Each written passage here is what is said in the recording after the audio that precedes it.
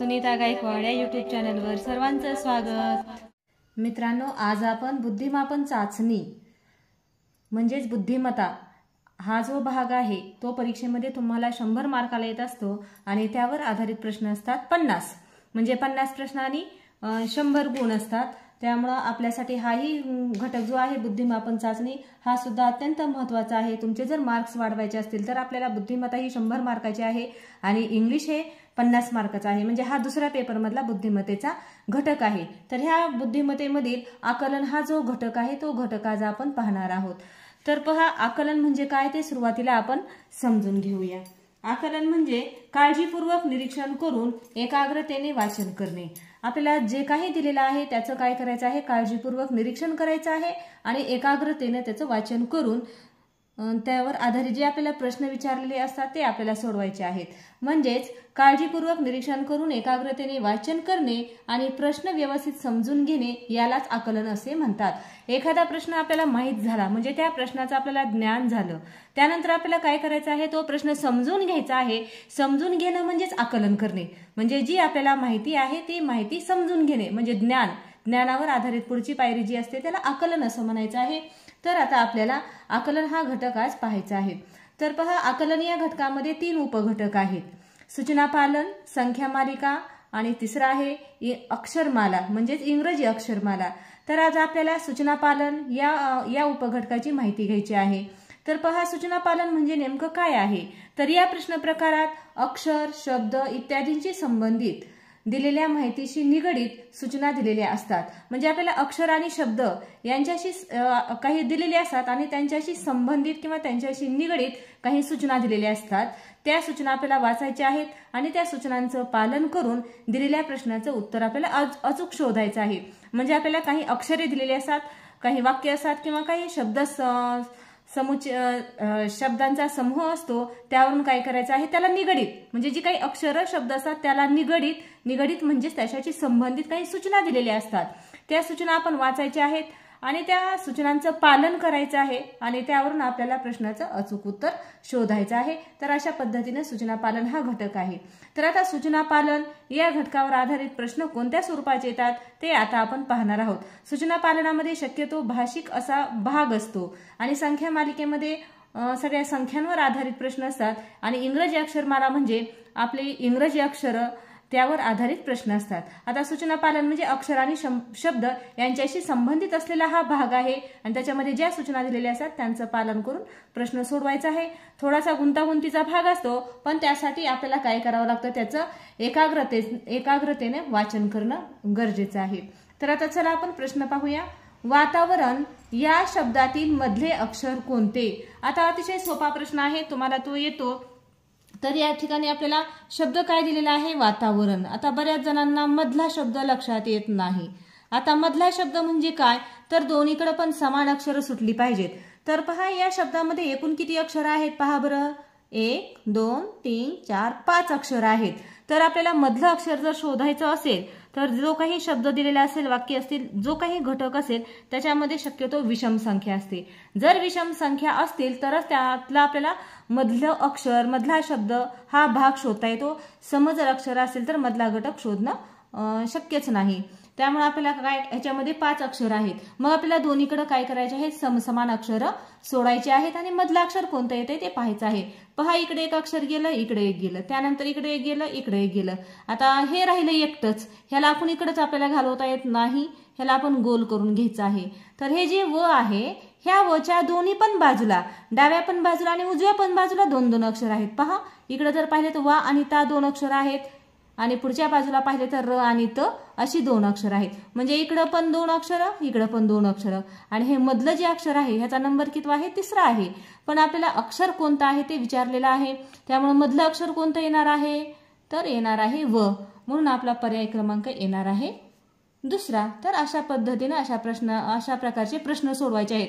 7 अक्षर असो, 3 अक्षर असो, 9 अक्षर असो, 5 असो, तर मधलं अक्षर अशा पद्धतीनं तुम्ही व्यवस्थित सोडवायचं आहे। कधी कधी तुम्हाला काय करतात, या ठिकाणी शब्द दिलेला आहे परंतु तुम्हाला अक्षर दिलेली असतात, त्यांच्यावरून तुम्हाला अर्थपूर्ण शब्द बनवायचा असतो। अर्थपूर्ण शब्द बनवून त्याच्यामधलं नंबरचं किंवा मधलं मागून पुढून डावीकडून उजवीकडून अशी अक्षर विचारलेली असतात। तर ती तुम्ही काय करायची, प्रश्न व्यवस्थित समजून घ्यायचा आणि ती जे काही विचारलेलं आहे ते व्यवस्थित तुम्ही सोडवायचं आहे. तर आता आपण पुढचा प्रश्न पाहूया. तर पहा या ठिकाणी ला, ळा, पा, चो, पा या अक्षरांपासून तयार होणाऱ्या अर्थपूर्ण शब्दातील पहिले अक्षर कोणते? आता या ठिकाणी आपल्याला काय केलेले आहेत, 5 अक्षरं दिलेली आहेत. यापासून आपल्याला अर्थपूर्ण शब्द बनवायचा आहे. जर आपल्याला एकदम जर शब्द बनवता येत नसेल तर तुम्ही काय करायचं, ह्यापासून बनणाऱ्या अगोदर छोटे छोटे शब्द बनवून घ्यायचे. तर आपण लाळा असा शब्द नसतो, पाळा होतो है की नाही, तर त्यानंतर पाला होतो. तर आपण असे शब्द काय करायचे, बनवून घ्यायचे आहेत. त्यानंतर आता इथं पा, इकडं चो, इकडं ळा आहे की नाही, तर अशा पद्धतीने आता आपण बनवला पाला, पाला. आता कोणतं हे पण अक्षर गेलं आणि हे पण अक्षर गेलं. आता राहिले कोणचे, ळा, चो, पा. आता ह्या तिन्ही पासूनच तुम्ही काय करायचं आहे, अर्थपूर्ण शब्द बनवायचा आहे. आता ळा, चो, पा नसतो, पा, चो, ळा म्हणलं बरोबर. मग ह्याच्या पुढे तुम्ही तो लिहून काढायचा आहे. बघा आता आपला शब्द काय बनलेला आहे, पाला पाचोळा, पाला पाचोळा असा आपला अर्थपूर्ण शब्द बनलेला आहे. आता आपला अर्थपूर्ण शब्द बनवून झालेला आहे. आता पुढे काय विचारले, तर अर्थपूर्ण शब्दातील पहिले अक्षर कोणते? तर जो आपला शब्द बनलेला आहे त्याच्यामधलं आपल्याला पहिलं अक्षर शोधायला सांगितलेलं आहे. मग ह्याच्यातलं पहिलं अक्षर कोणतं आहे सांगा बरं, तर हे पा आहे. मग पाचा पर्याय क्रमांक 4 तो टिक करायचे आहे. आता पुढचा प्रश्न पाहूया. पहा या ठिकाणी पड, झड, धड, पड, पड, पड या शब्दातील शेवटून 5व्या अक्षराच्या डावीकडील दुसरे अक्षर कोणते? तर हा इतका मोठा तुम्हाला शब्द दिलेला आहे आणि त्या अक्षराच्या डावीकडील दुसरे अक्षर शोधायचं आहे शेवटून 5व्या अक्षराच्या. तर आपण या ठिकाणी लिहून घेऊया, व्यवस्थित लिहून घ्यायचं. पड, झड, धड, पड, परत पड, पड असा आपल्याला हा शब्द दिलेला आहे. तर त्यांनी काय विचारले आपल्याला, शेवटून 5व्या अक्षराच्या. आता शेवटून 5वं अक्षर शोधायचं आहे. 1, 2, 3, 4 हे 5वं अक्षर आहे, 5वे अक्षर आहे हे. तर ह्या बघा 5व्या अक्षराच्या डावीकडील दुसरे अक्षर. आता हे ड जे आहे त्याच्या डावीकडची बाजू. तर आता हा सगळ्यात मोठा गोंधळ होतो मुलांचा की डावी आणि उजवी बाजू समजत नाही. तर आपण जिकडून इकडून लिहित जातो ही आपली इकडची जी असते ती डावी बाजू असते आणि जिकडे आपल्या लिखाणाचा शेवट होतो ती आपली उजवी बाजू असते. लक्षामध्येच ठेवायचं. आपला बघा हात आपण लिहितोय ना उजवी, तर तीच उजवी बाजू आणि आपला दुसरा हात जो डावा आहे तीच डावी बाजू. अशा पद्धतीने तुम्ही लक्षात ठेवायचं आहे. तर आता हे ड इथं आहे, ह्या ड या अक्षराच्या. आता बघा प्रश्नात प्रश्न आहे. तर बघा ह्या ड या अक्षराच्या डावीकडील दुसरे अक्षर. आता ड इथं आहे, डावीकडे म्हणलं की इकडचं आपला जो डावा हात आहे तिकडच्या बाजूचं शोधायचं आपण लिहित असताना पाहत असताना. आता हे ड च्या इकडे जायचं. डावीकडील दुसरे अक्षर हे पहिलं आणि हे दुसरं. डावीकडील दुसरं अक्षर कोणतं आलेलं आहे, ड आलेला आहे. तर अशा पद्धतीनं सोडवायचं आहे. तर मग आता ड कुठं आहे, तर या ठिकाणी आहे पर्याय क्रमांक 3. डावं उजवं अतिशय ठेवायला सोपं आहे. आपला जो उजवा हात आहे तीच उजवी बाजू आणि डावा हात आहे तीच डावी बाजू. अशा पद्धतीतून तुम्ही लक्षामध्ये ठेवायचं आणि प्रश्नामध्ये सुद्धा गोंधळून जायचं नाही. जे अक्षर विचारलेलं आहे त्याची डावी बाजू म्हणजे सुरुवातीची बाजू, उजवी बाजू म्हणजे आपण लिहित जातो तसं पुढं पुढं. अशा छोटे छोटे ट्रिक्स आपल्याच मनानं बनवायच्या आणि लक्षामध्ये ठेवायचं आहे. तर चला मग आता पुढचा प्रश्न पाहूया लगेच. या ठिकाणी अक्षर दिलेली आहेत स, र, व, द, व, र, द, स, म, स या अक्षरमालेवर आधारित. आता ही तुम्हाला अक्षरमाला दिलेली आहे. तर या अक्षरमालेवर आधारित पुढील प्रश्नाचे उत्तर लिहा. आता आपल्याला पुढे प्रश्न दिलेला आहे तो वाचूया. वरील अक्षरमालेत किती अक्षरे समान वेळा आली आहेत? आता प्रत्येक अक्षर किती वेळा आलेला आहे ते आपल्याला अगोदर शोधावं लागेल. आता ही सगळी अक्षरमाला आपण खाली इथं लिहून काढूया. आता स, आता स ह्याच्यामध्ये किती वेळा आहे ते आता आपण ह्याच्या खाली लिहायचं आहे किती वेळा आले ते. 1, त्याच्यानंतर पुढं शोधायचं 2 आणि 3. त्याच्या खाली नंबर लिहायचा. हे 3 वेळा आलेला आहे. आता पुढचं अक्षर आहे र. आता र किती वेळा आलेला आहे, 1, त्यानंतर 2. आता र हे फक्त 2 वेळा आलेला आहे. तर र नंतर आहे व. आता व किती वेळा आलेला आहे 1 2. आता पुढं नाही, त्याच्या खाली पण 2 लिहायचं. आता व नंतर काय आहे द. तर द किती वेळा आलेला आहे 1 2. नीट बारकाईनं पाहायचं. तर द सुद्धा काय आहे 2 वेळाच आलेलं आहे. आता व झालेलं आहे, र पण झालेलं आहे, द पण झाले, स पण झाले. आता इथं काय आहे म. आता म किती वेळा आलेला आहे बरं. म मात्र या ठिकाणी एकाच वेळेला दिसत आहे. आता इथे एकूण अक्षरे किती आहेत बघा बरं.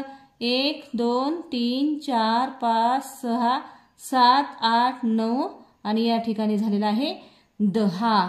तर आपण इथली बेरीज करून बघायची 10 अक्षरे येतात का. तर पहा 3 आणि 2 5 आणि 2 7 आणि 2 8 9 आणि 1 10. म्हणजे 10ला 10 आपली अक्षरं आलेली आहेत. म्हणजे आपण हे किती वेळा हे जे काढलेलं आहे ते बरोबर आलेलं आहे. आता आपल्या प्रश्नाकडे वळूया. वरील अक्षरमालेत किती अक्षरे समान वेळा आलेली आहेत. समान वेळा. आता कोणकोणती अक्षरं. तर बघा इथं एकदा 2 आले, इथं एकदा 2, इथं एकदा 2. म्हणजे र 2दा आले, व 2दा आले आणि द पण 2दा आले. म्हणजे अशी किती अक्षरं आहेत. किती वेळा विचारलेलं आहे. अशी किती अक्षरं आहेत हा शब्द अतिशय महत्वाचा आहे. अशी किती अक्षरे समान वेळा आलेली आहेत. आता किती अक्षर आहेत बरं की त्यांचा 2-2 नंबर आहे, तो आपण शोधायचा आहे. किती अक्षर आहेत. र 1 आहे, व आणि द म्हणजे 3 अक्षर आहेत की ही 2-2 वेळा समान वेळा आलेली आहेत. 3. आता आपली अक्षर झाली 3 म्हणून आपला पर्याय क्रमांक किती येणार आहे 3 येणार आहे. पर्याय क्रमांक आलेला आहे 2. उत्तर आलेलं आहे 3. तर अशा पद्धतीनं हा प्रश्न व्यवस्थित समजून घ्यायचा आहे. कारण हे सूचना पालन हा भाग जेवढा आपल्याला सोपा वाटतो तेवढा सोपा नसतो. कारण ह्या सूचना काय दिलेल्या आहेत आणि काय काढायचं आहे हे तुम्हाला व्यवस्थित समजून घ्यायचं आहे. अशा पद्धतीचे जर प्रश्न असेल तर तुम्ही अशा पद्धतीनं खाली लिहून काढायचं. खाली जी संख्या आहे त्यांची बेरीज करायची आणि तर तुम्हाला जी अक्षरं दिलेली असतात एकूण ती पण मोजून पाहायची. म्हणजे आपलं एखादं अक्षर वगैरे राहिलेलं आहे का नाही ते आपल्याला टॅली करता येतं. सराव झाल्यानंतर ह्या गोष्टी तुम्हाला सहज सोप्या होणार आहेत. तर आणखीन आपण काही प्रश्न पाहूया. आता पहा या वाक्यामध्ये बाळ धडपड करत पटपट झपझप खटपट करत चालते. तर बघा इथे मोठ्याच्या मोठं वाक्य दिलेलं आहे. या वाक्यात सर्वाधिक वेळा आलेले अक्षर कोणते. आता तुमचा सराव जास्त झाल्यानंतर तुम्हाला पटपट कळणार आहे की कोणतं अक्षर जास्त वेळा आलेलं आहे. तर आपली सुरुवात असल्यामुळे आपण काय करायचं आहे प्रत्येक अक्षर किती वेळा आलेला आहे ते लिहून काढायचं आहे. आता आपण काय करूया सुरुवातीला या ठिकाणी बा घेऊया. आता बा परत कुठंच नाही, फक्त एक वेळेला आहे. त्यानंतर आपण ळ घेऊया. ळ पण एकच वेळेला आहे. त्यानंतर आपण काय घेणार आहोत ध. आता ध पण आहे का पुढं पाहायचं नाही, ते पण एकच वेळेला आहे. ध नंतर कोणतं अक्षर आहे या ठिकाणी ड. आता ड बघा इथं आहे, इथं आहे, पुढं आहे का कुठे नाही, म्हणजे ड 2 वेळा आलेला आहे. ड नंतर परत आपलं कोणतं अक्षर आहे ध झालं. आता ड पण संपलं, आता आहे प. आता प किती वेळा आहे ते पाहूया. 1 2 3 4 5 आणि 6. प हे अक्षर किती वेळा आलेलं आहे 6. त्याच्या खाली लिहायचं किती वेळा आलेलं आहे ते. आता प नंतर आता इथं ड आहे पण आपलं ड झालेलं आहे. आता त्यानंतर घेऊया क. आता क किती वेळा आलेला आहे पुढं पाहायचं. क हे अक्षर 2 वेळा आलेलं आहे. त्यानंतर आहे र. आता र किती वेळा आहे इथं आणि इथं 2 वेळेला आहे. रच्या पण खाली लिहून काढायचं आहे. आता नंतर आहे त. आता त किती वेळा आहे पहा. त बघा इथं एक आहे, त्यानंतर इथं एक आणि इथं एक, 3 वेळेला आहे त.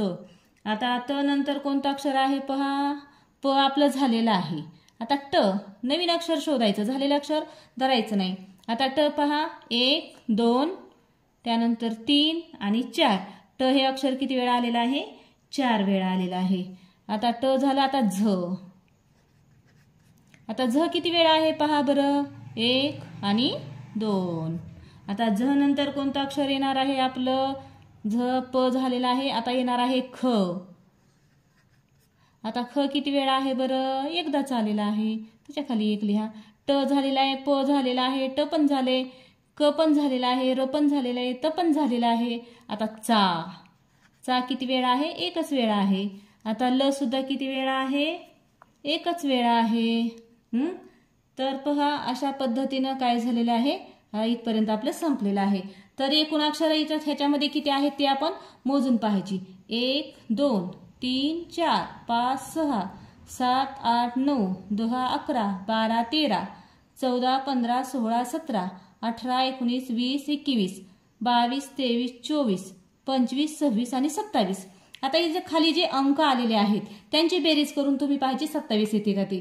तर पहा 1 2 3 3 आणि 2 5 आणि 6 11 12 13 14 15 16 17 18 19 20 21 22 23 24 25 26 27. आलं का. अशा पद्धतीने जर तुम्ही डीपमध्ये केलं तर तुमचा 100% हा प्रश्न चुकतच नाही. थोडासा वेळ लागेल पण सराव झाल्यानंतर तुमचा काय होईल, पटपट ही अक्षरं मांडायची होऊन जातात. तर आता आपल्याला प्रश्नात काय विचारलेलं आहे ते पाहूया. या वाक्यात सर्वाधिक वेळा आलेले अक्षर कोणते, म्हणजे जास्त वेळा कोणतं अक्षर आलेलं आहे. तर ह्या अंकामध्ये आपण पाहायचं आहे की सर्वात मोठा अंक कोणता आहे, तर 6. म्हणजे सर्वाधिक वेळा आलेलं अक्षर कोणतं आहे, प हे अक्षर आहे. पचा क्रमांक किती आहे, पहा 1 नंबर. तर अशा पद्धतीने असे प्रश्न तुम्ही सोडवायचे असतात. अशा पद्धतीचे प्रश्न तुम्हाला 100% परीक्षेमध्ये येतात. तर ह्या रीतीने तुम्ही गणित सोडवायचं आहे. तुमचा 100% चुकणार नाही. तुमचा एकही मार्क या सूचना पालन मधला जाणार नाही. तर आता आपण पुढचा प्रश्न पाहूया. आता पहा म न न य ह नो र या अक्षरांपासून अर्थपूर्ण शब्द बनवल्यास शेवटून चौथे अक्षर कोणते येईल. तर आपले हे जे अक्षर दिलेले आहेत ते अक्षर आपण या ठिकाणी लिहून काढूया. म न न य ह नो आणि र याच्यापासून आपल्याला अर्थपूर्ण शब्द पहिल्यांदा बनवायचा आहे. तर आता म न बनतो असा आहे की नाही. परत आपण मोठे मोठे जरा बनवायचे, छोटे छोटे शब्द जरा बनवायचे नाही तर 3-3 अक्षरी बनवण्याचा प्रयत्न करायचा. आता पहा न, आता इथं ये दिसतंय न म न हा पण बनतो.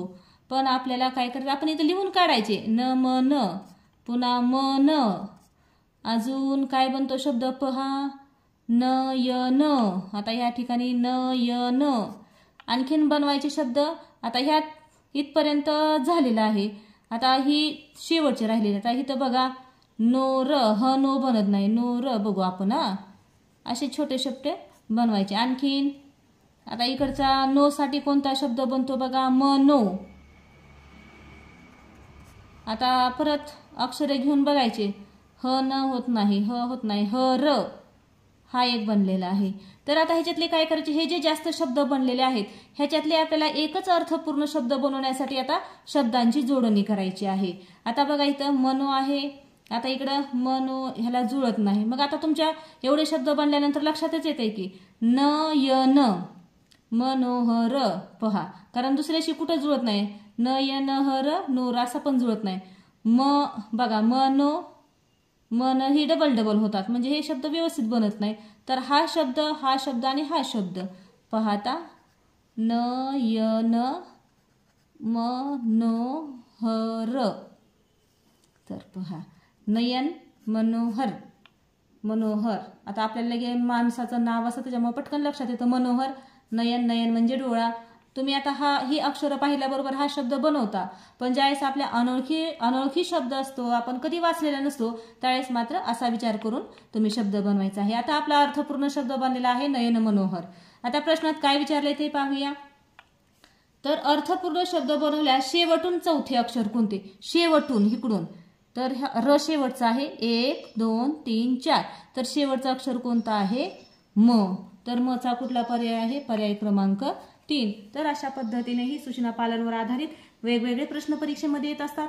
तुम्ही ते काय करायचे आहेत, व्यवस्थित वाचायचे आणि व्यवस्थित सोडवायचे. तर हा जो प्रश्न आहे पर्यायातील अक्षरांपासून तयार होणाऱ्या अर्थपूर्ण शब्दातील दुसरे अक्षर कोणते, हा प्रश्न तुम्ही घरी सोडवायचा आहे. कमेंट बॉक्सला ह्याचा पर्याय क्रमांक मला तुम्ही टाकायचा आहे, किंवा जर तुमचा शब्द बनवलेला तोही टाकला तरी चालतो आणि त्याचा पर्याय पुढे टाकायचा. शब्द बनवायचा आणि त्याचा पर्याय क्रमांक पुढे तुम्ही टाकायचा आहे. तर मित्रांनो, माझा हा व्हिडिओ तुम्हाला कसा वाटला आहे ते नक्की तुम्ही कमेंटद्वारे कळवायचं आहे. व्हिडिओ आवडल्यास व्हिडिओला लाईक करायचे आहे आणि जे कोणी आपल्या चॅनलवर नवीन आलेले आहेत त्यांनी काय करायचं आहे, मंथन सुनीता गायकवाड असं युट्यूबला सर्च करून पहिले सगळे व्हिडिओ पाहायचे आहेत. आपल्या चॅनलला सबस्क्राईब करायचं आहे. कारण काही ग्रामीण भागातल्या लोकांपर्यंत हा आपला व्हिडिओ पोहोचला पाहिजे. कारण काही अशी मुलं आहेत ती खूप हुशार आहेत, त्यांना ट्युशनची सोय नसते किंवा त्यांच्याकडे तिथं ट्युशनला जाण्यासाठी पैसे नसतात, पण त्यांना थोडीशी मार्गदर्शनाची गरज असते. हा अँड्रॉइड मोबाईल हा मात्र प्रत्येकाच्या घरी असल्यामुळं त्यांच्यापर्यंत हा व्हिडिओ पोहोचणं अत्यंत गरजेचं आहे. त्यामुळे तुम्ही आपले हे व्हिडिओ आहे ते जास्तीत जास्त शेअर करायचे आहेत. आपल्या शेअर करण्यामुळे जर एखाद्याचा फायदा होत असेल तर आपल्या चॅनलला नक्कीच एक सबस्क्राईब करायचं आहे. व्हिडिओ ऐकल्याबद्दल धन्यवाद.